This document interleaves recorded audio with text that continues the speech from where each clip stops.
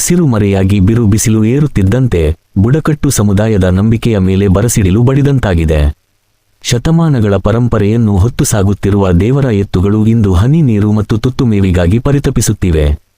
ಹಸಿವಿನ ಬಾಧೆ ಮತ್ತು ರಣಬಿಸಿಲಿನ ತಾಪಕ್ಕೆ ಜಾನುವಾರುಗಳು ಪ್ರಾಣ ಕಳೆದುಕೊಳ್ಳುತ್ತಿರುವುದು ಆತಂಕಕಾರಿ ಸಂಗತಿ. ಇದು ಬುಡಕಟ್ಟು ಜನರಲ್ಲಿ ಭೀತಿಯ ವಾತಾವರಣವನ್ನು ಉಂಟುಮಾಡಿದೆ. ಬುಡಕಟ್ಟು ಸಮುದಾಯಕ್ಕೆ ಎತ್ತುಗಳೇ ದೇವರು. ನೂರಾರು ಹಳ್ಳಿಗಳ ಮ್ಯಾಸ ನಾಯಕರು ಯಾವುದೇ ಶುಭ ಕಾರ್ಯಕ್ಕೂ ಮೊದಲು ದೇವರ ಎತ್ತುಗಳಿಗೆ ಪೂಜೆ ಸಲ್ಲಿಸುವುದು ತಲೆಮಾರುಗಳಿಂದ ಬಂದ ಸಂಪ್ರದಾಯವಾಗಿದೆ. ಈ ಎತ್ತುಗಳನ್ನು ಕಾಪಾಡುವ ಕಿಲಾರಿಗಳು ತಮ್ಮ ಪ್ರಾಣಕ್ಕಿಂತ ಹೆಚ್ಚಾಗಿ ಅವುಗಳನ್ನು ಪ್ರೀತಿಸುವ ನಿಸ್ವಾರ್ಥ ಸೇವಕರು. ಆದರೆ ಇಂದಿನ ಪರಿಸ್ಥಿತಿಯಲ್ಲಿ ಮೇವಿನ ಕೊರತೆ ತೀವ್ರವಾಗಿದೆ. ಅಪೌಷ್ಟಿಕತೆಯಿಂದ ಬಳಲುತ್ತಿರುವ ದೇವರ ಎತ್ತುಗಳು ಸಂಕಷ್ಟದಲ್ಲಿವೆ. ಈ ಸಂಕಷ್ಟದ ಹೊತ್ತಿನಲ್ಲಿ ಮಾನವೀಯತೆ ಮೆರೆದಿರುವುದು ಪಾವಗಡದ ರಾಮಕೃಷ್ಣಾಶ್ರಮ ಹಾಗೂ ಸುಧಾಮೂರ್ತಿ ಫೌಂಡೇಶನ್.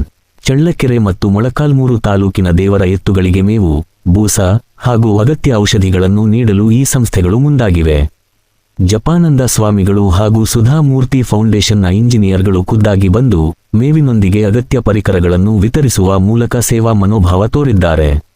ಸಂಕಷ್ಟದಲ್ಲಿರುವ ಜೀವಗಳನ್ನು ಉಳಿಸಲು ಇಂತಹ ಮಾನವೀಯ ಕೈಗಳು ಮುಂದೆ ಬರುತ್ತಿರುವುದು ನಿಜಕ್ಕೂ ಶ್ಲಾಘನೀಯ. ಇದು ಜನಧ್ವನಿ ನ್ಯೂಸ್ ಚಳ್ಳಕೆರೆ.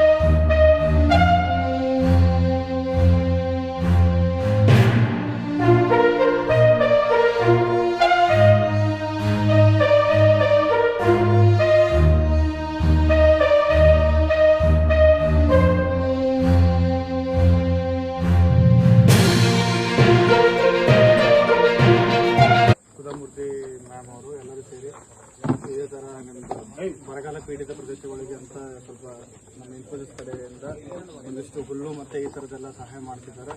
ಸೊ ಅವ್ರಿಗೆ ಅನಂತ ನಮಸ್ಕಾರಗಳು. ನಿಮಗೂ ಎಲ್ಲರೂ ಒಳ್ಳೆಯದಾಗುತ್ತೆ.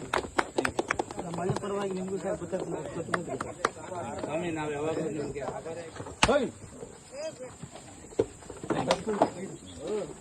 ಹೇಳ್ಬೋದು.